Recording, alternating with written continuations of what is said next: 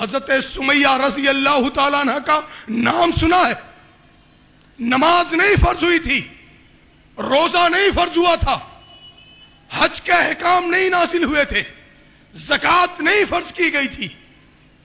سکھلایا کہ اے سمیہ, اللہ کے سوا اس روئے زمین پر کوئی معبود نہیں ہے.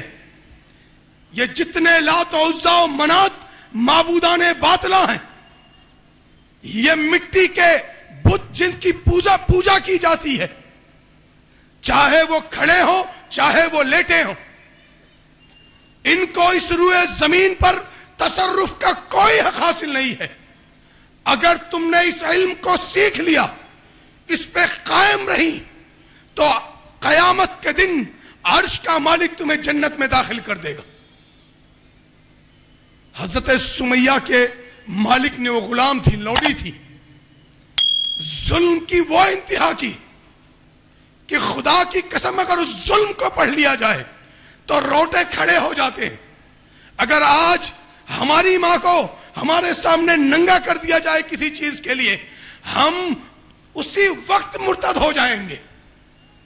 میری ماں سمیہ کو پورے شہر کے سامنے اس ظالم نے ننگا کر کے شرمگاہ میں برچھی ماری. کیا کہتے ہوئے جانتے ہو؟ برچھی مارنے سے پہلے کہا, اے سمیہ تو کہہ دے اللہ کے سوا ان لات و عزا کو بھی یہ حق حاصل ہے کہ یہ بارش برسا سکتے ہیں, یہ اولاد دے سکتے ہیں, ان کو بھی تصرف کا کچھ حق حاصل ہے.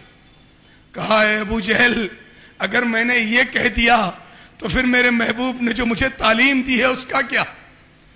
کہا تجھے موت دے دی جائے گی, سزائے موت ملے گی. کہا میرے محبوب نے میری ایسی تربیت کی ہے کہ موت کو بھی گلے لگانے کو ہم تیار. 2 اونٹوں میں پیر کو باندھ رکھا تھا, دونوں اونٹوں کو حکم دیا مخالف سمت میں چلنے کا, اور برچھی شرمگاہ میں ماری تھی. جسم 2 حصوں میں جسم 20 سے پھٹنے لگا, روح پرواز ہو کے عرش الہی سے جا ملی, لیکن حضرت سمیہ کے ایمان میں زلزلہ برپا نہیں کر پایا. جانتے ہو کیوں؟ کیونکہ تربیت ہوئی تھی. آج ہماری بہنوں غور سے سننا, تم کالج جاتی ہو, یونیورسٹی جاتی ہو, تم پڑھنے باہر جاتی ہو, تم بازار جاتی ہو, تم اور کسی کام سے اپنے گھر سے باہر نکلتی ہو.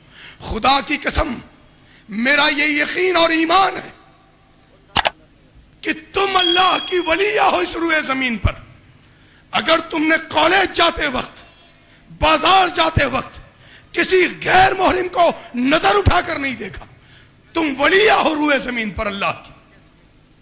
لیکن آج میری بہنوں کا حال یہ کہ کچھ تو بلا پردہ ہی نکل جاتی ہیں, کچھ ایسے کپڑے پہن کر نکلتی ہیں کہ میرے نبی کی وہ حدیث یاد آ جاتی ہے, مائلات ممیلات, کہ کچھ عورتیں ایسی ہوں گی باہر نکلیں گی تو دوسروں کو مائل کریں گی اپنی طرف یا خود ان کی طرف مائل ہو جائیں گی.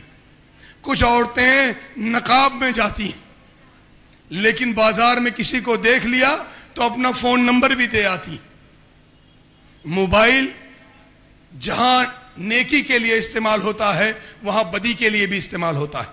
اگر انسان موبائل کو بدی کے لیے استعمال کرنے لگے تو وہ جانور سے بدتر ہو جاتا ہے. جب وہ تنہا ہو, اس کے ہاتھ میں اس کا موبائل ہو, دروازہ بند ہو اور وہ گناہ کرنے پر آ جائے تو جانور شرما جاتا ہے اس سے.